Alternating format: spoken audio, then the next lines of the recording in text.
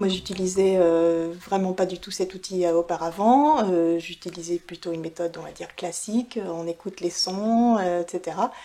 Là, du coup, l'utilisation de l'écriture en même temps que j'entoure les syllabes était vraiment importante et l'encodage aussi est très important. Donc voilà, il y avait plein de domaines qui étaient intéressants et qui, moi, m'a permis de voir que les élèves progressaient très très rapidement.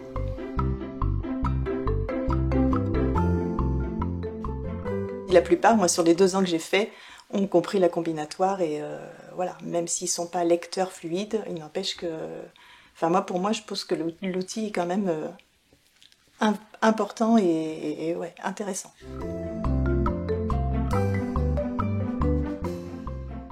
Les élèves sont plus acteurs et ils ont vraiment très envie de lire, du coup ils sont très motivés, chose qui n'était pas forcément flagrante dans les autres CP que j'ai vus, voilà, où du coup les séances de code étaient, on va dire, plutôt collectives. Là du coup le fait d'être en atelier, les enfants sont vraiment acteurs et participatifs.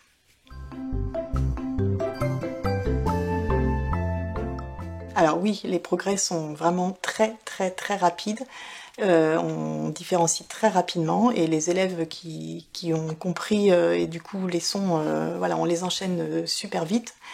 Ce qui fait que ils peuvent être lecteurs très rapidement. Ça fait 2 ans que j'utilise la méthode. On est même amené à faire des groupes de fluence en fait, avec des groupes très rapides en lecture.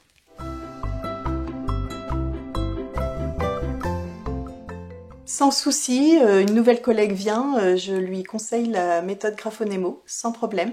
Je l'ai utilisée moi-même pendant 2 ans, j'en suis très contente et convaincue de la réussite. Après, on peut l'utiliser avec n'importe quelle autre méthode de lecture.